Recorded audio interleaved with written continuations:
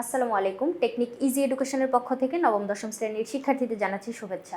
আজকের পর্বে চলো কিছু নৈর্ব্যক্তিক নিয়ে তোমাদের সাথে আলোচনা করি। কি বলছে দেখো তো, প্রতিদিন কি পরিমাণ আঁশযুক্ত খাদ্য গ্রহণ করা উচিত। আঁশযুক্ত খাবার কোনগুলা? ধরো তুমি শাকসবজি খাইলা, তারপরে খোসা সহ ফলমূল খাইলা, এই যে খাবারগুলা এগুলি হচ্ছে আঁশযুক্ত খাদ্য। মেইনলি হচ্ছে শাকসবজির ভিতরে, শাকসবজি কি পাতা না, পাতার ভিতরে শিরা উপশিরা থাকে না, ওইগুলো যখন আমরা খাদ্য হিসেবে খেয়ে ফেলি, তারপরে হচ্ছে তোমার শাকের যে ডাটাগুলা ওগুলো কিন্তু আঁশযুক্ত খাবার। আঁশযুক্ত খাবারকে রাফেজও বলা যায়। মাঝে মাঝে দেখবা যে রাফেজ ওয়ার্ডটা আসবে আমাদের এমসিকিউ গুলো সমাধান করার সময়। তাহলে প্রতিদিন কি পরিমাণ আঁশযুক্ত বা রাফেজ জাতীয় খাদ্য গ্রহণ করা উচিত। এখন আরেকটু বলি, এই যে খাবারটা আঁশযুক্ত খাবার যেগুলা, এগুলো কিন্তু আমাদের দেহে কোনো পুষ্টি দেয় না। পুষ্টি না দিলে কেন খাবো? খাওয়ার কারণটা হচ্ছে যে এই রাফেজযুক্ত খাবারগুলা তোমাকে পুষ্টি না দিলেও বিভিন্ন ধরনের সমস্যা থেকে কিন্তু আমাদের শরীরকে সুস্থ রাখে। যেমন ধরো কোষ্ঠকাঠিন্যের সমস্যা থেকে মানে রেহাই দেয়, এরপর হচ্ছে বৃহদান্ত্রের যে সমস্যাগুলো, কোলন ক্যান্সার থেকে আমাদেরকে রক্ষা করে, এছাড়াও হৃদরোগের ঝুঁকি কিন্তু কমায়। তাহলে পুষ্টি না দিলেও ও কিন্তু ভালো কাজ করে, মানে আমাদের অন্যান্য সমস্যাগুলো যাতে না হয়, যার জন্য সেই জন্য হচ্ছে মানে ভালো ভূমিকা রাখে। তাহলে এই জন্য আমাদের এটা খাওয়া উচিত। তাহলে প্রতিদিন কতটুকু পরিমাণ খাবো? 20 থেকে 30 গ্রাম। এরপরে মনির সাহেবের ওজন দেওয়া আছে 70 কেজি এবং উচ্চতা দেওয়া আছে 1.78 মিটার। এখন তার বিএমআই নির্ণয় করতে বলছে। বিএমআই জিনিসটা কি? বিএমআই হচ্ছে তোমার উচ্চতা যতটুকু, ওই উচ্চতার উপর ভিত্তি করে তোমার দেহের ওজন কতটুকু হওয়া উচিত এটা নির্ণয় করার একটা সূচক বা ভার সূচক আমরা বলি। তাহলে এই বিএমআই এর ফুল ফর্মটা আমি যদি বলি, বিতে বডি, এমতে ম্যাস, আইতে ইন্ডেক্স। এখন এই যে মাস বা ম্যাস যেটা, এটা দিয়ে আমরা কি করি? ভর বলি না? তাহলে ভর কতটুকু হওয়া উচিত তোমার উচ্চতার উপর ভিত্তি করে। উচ্চতা তো এত বেশি চেঞ্জ করা যায় না, কারণ একটা বয়স পরে যায় আমাদের উচ্চতা হচ্ছে ফিক্সড হয়ে যায়। তাহলে উচ্চতা তুমি কিন্তু বাড়াইতে কমাইতে পারবা না, কিন্তু ওজনটা তো বাড়াইতে কমাইতে পারবা। যার জন্য আমরা কি করতে পারি, এই যে বিএমআই এর মানটার উপর নির্ভর করে বুঝতে পারি যে তোমার ওজন কি বাড়ানো উচিত নাকি কমানো উচিত। এখন আমাদেরকে কি বলছে? মনির সাহেবের বিএমআই নির্ণয় করতে বলছে। কিভাবে নির্ণয় করব? এই নির্ণয় করার জন্য একটা সূত্র আছে। সূত্রটা হচ্ছে এরকম, উপরে বসে হচ্ছে তোমার ওজন, অবশ্যই কেজিতে বসানো লাগবে, আর নিচে বসে হচ্ছে তোমার উচ্চতা। উচ্চতাটাকে বর্গ করতে হবে এবং উচ্চতাটা থাকবে অবশ্যই মিটারে। তাহলে প্রশ্নে আমাদেরকে মিটারেই দিয়ে দিছে, দেখো ভালো হয়েছে। তাহলে আমি ওজনটা বসাই, ওজনের জায়গায় এই যে 70 কেজি, কেজিতেই দেওয়া আছে। তারপরে উচ্চতাটাও 1.78। ভুল যে জায়গাটায় করবা, এখানে বর্গ দিতে ভুলে যাবা, এই ভুলটাই হচ্ছে সবাই করে। তারপরে মানটা ক্যালকুলেটরে বসায় দাও, উপরে বসাবো 70, নিচে বসাবো 1.78। অবশ্যই বর্গটা কিন্তু মনে করে দিতে হবে।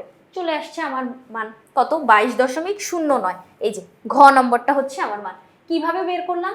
উপরে বসাইলাম ওজন কেজিতে এবং নিচে বসাইলাম উচ্চতা মিটারে, এবং উচ্চতাটাকে অবশ্যই স্কয়ার করা লাগবে।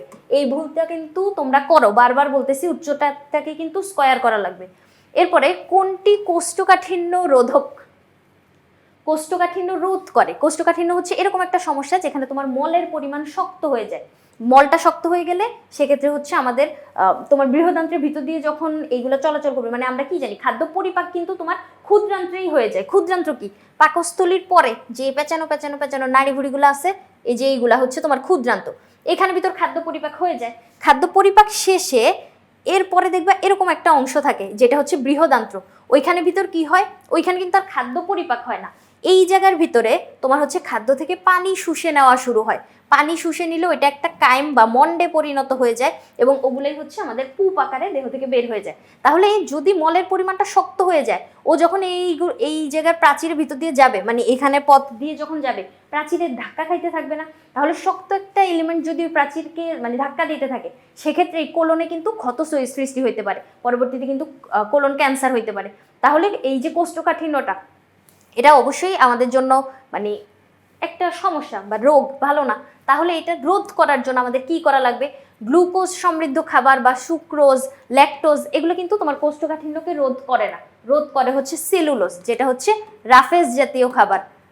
রাফেজ শুরুতেই কিন্তু বলছিলাম, তাই না? তাহলে আবার জিজ্ঞেস করছে, দেখো রাফেজ কি করতেছে? সেলুলোজ দ্বারা তৈরি। হ্যাঁ অবশ্যই রাফেজের ভিতর সেলুলোজ থাকে, কিন্তু ওই পুষ্টিটা আমরা পাই না, যার কারণ হচ্ছে সেলুলোজকে ভাঙতে কাজ করে সেলুলেজ। এই সেলুলেজটা আমাদের দেহে নাই। যার জন্য আমরা সেলুলোজটাকে ভেঙে ওই শক্তিটা আমাদের দেহের কোষগুলা পর্যন্ত পৌঁছাইতে পারি না। কিন্তু গরু ছাগল কিন্তু এটা পারে।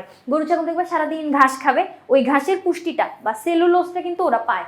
এরপরে হৃদরোগ প্রতিরোধ করে। ইয়েস, আমি শুরুতেই কিন্তু বলছিলাম রাফেজের কাজ, যখন রাফেজ আমাদের কোলেস্টেরল কমায়। আর কোলেস্টেরল ভিতরে 3 ধরনের কোলেস্টেরল আছে, একটা হচ্ছে এলডিএল লো ডেনসিটি লিপোপ্রোটিন, একটা হচ্ছে এইচডিএল বা হাই ডেনসিটি লিপোপ্রোটিন, একটা হচ্ছে তোমার ট্রাইগ্লিসারাইড।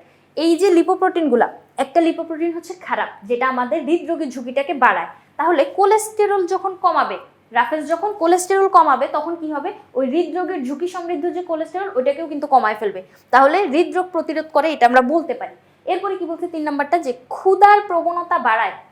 না, রাফেজ জাতীয় খাবার খাইলে যে তোমার অনেক বেশি বেশি খিদা লাগবে এরকম কোনো কথা নাই। তাহলে 1 আর 2 নম্বরটা আমি এখানে সঠিক বলতে পারতেছি, তাহলে উত্তর গেল ক। এরপরে চলো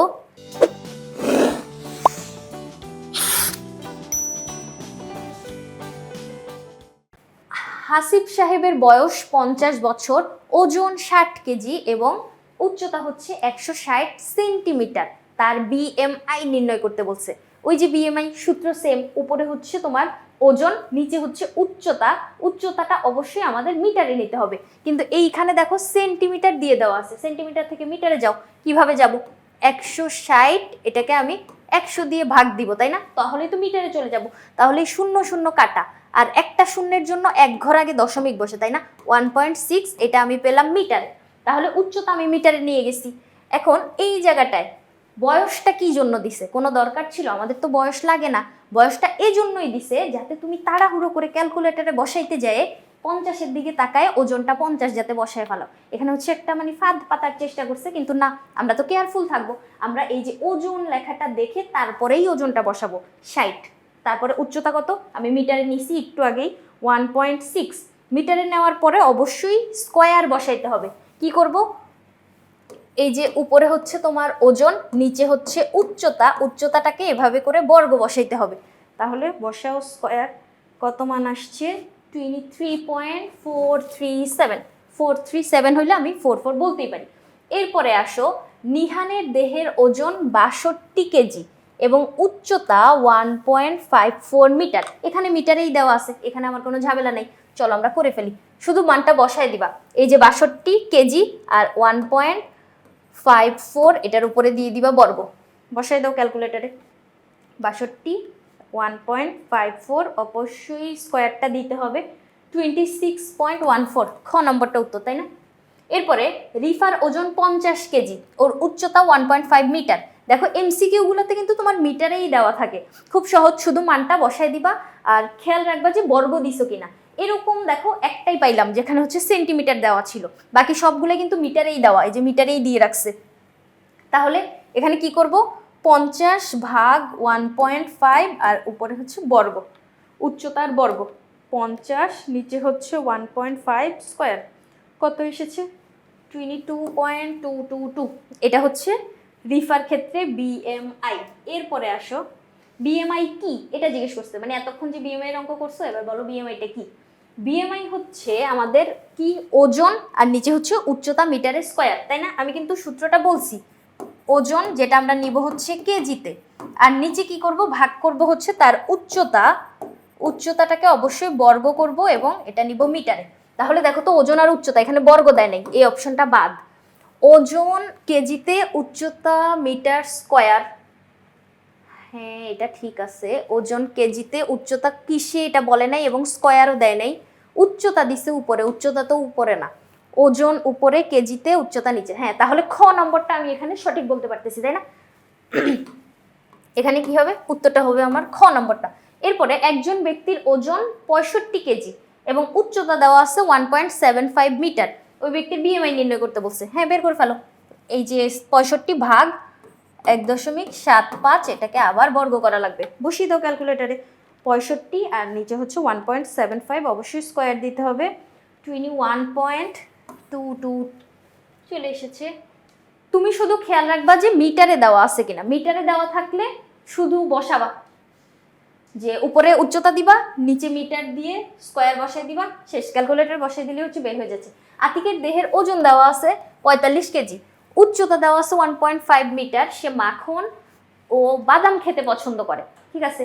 আতিকের বিএমআই নির্ণয় করতে বলছে। বিএমআই এর ক্ষেত্রে আমি কি করব, উপরে বসাবো 45, যেটা কেজিতেই দেওয়া আছে, আর নিচে 1.5 দিয়ে অবশ্যই বর্গটা কিন্তু দিতে হবে।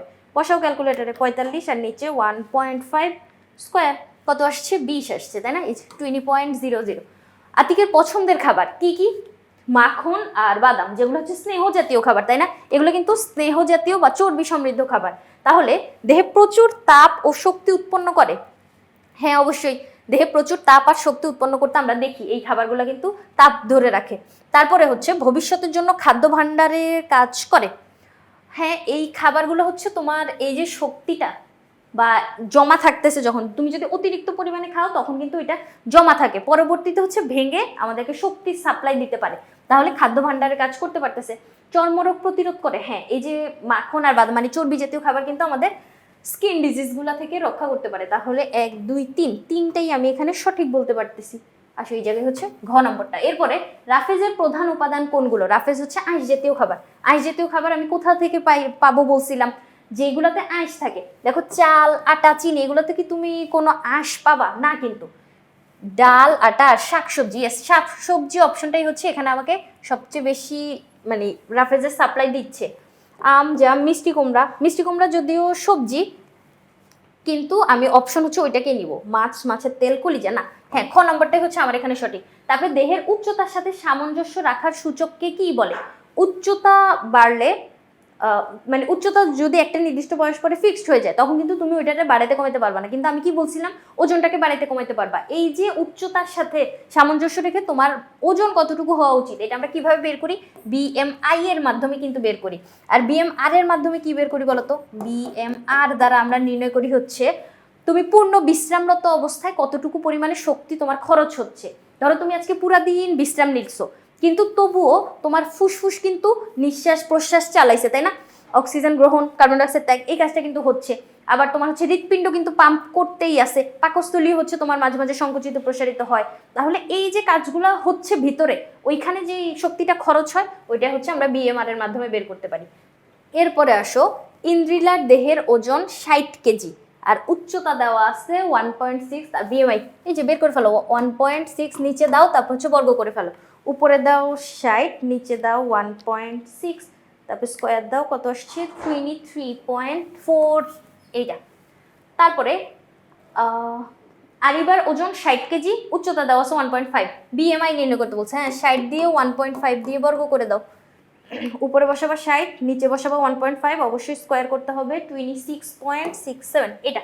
রাফেজ জাতীয় খাবার খেলে, রাফেজ জাতীয় খাবার খেলে কি হয় চলো দেখি। ক্ষুধা বাড়ে না? রাফেজ জাতীয় খাবার খেলে ক্ষুধা বাড়ে না। এটা কিন্তু একটু আগেও আসছিল, তাই না? ক্ষুধা বাড়ার কথাটা আমরা বলতে পারবো না। হৃদরোগের ঝুঁকি কমায়, ইয়েস অবশ্যই। শরীর থেকে অপাচ্য অংশ বের হয়ে যায়। হ্যাঁ, রাফেজ জাতীয় খাবারগুলি হচ্ছে তোমার অপাচ্য। অপাচ্য বলতে হচ্ছে পচন ঘটে না। অপাচ্য অংশ বের হয়ে যায় বলতে মানে অপাচ্য অংশটা, আচ্ছা হ্যাঁ, অপাচ্য অংশ হচ্ছে তোমার মলের পরিমাণ, মলটুকু আমরা যে পুপ করে বের করে দিই যেগুলা, সে মলগুলো কিন্তু অপাচ্য, মানে আর পচন সম্ভব না বা আর ভাঙা সম্ভব না, ওখান থেকে পুষ্টি অলরেডি আমরা নিয়ে নিছি। এখন রাফেজ জাতীয় খাবার খেলে তোমার মলের পরিমাণ বৃদ্ধি পায়, কোষ্ঠকাঠিন্যের সমস্যাটা রোধ হয়। তাহলে এইটাও আমরা বলতে পারতেছি। 2 আর 3 নাম্বারটা এখানে আমি সঠিক বলতে পারতেছি, 2 আর 3। আশা করি বুঝাইতে পারছি। বিএমআই এর সূত্রটা মনে রাখবা। আর এই যে রাফেজ, এই বিএমআই দিয়ে কিন্তু কতগুলো এমসিকিউ আসছে বোর্ডে, তাই না? আশা করি তোমাদেরকে আমি বুঝাইতে পারছি। পরবর্তী পর্ব দেখার আমন্ত্রণ রইল। ধন্যবাদ সবাইকে।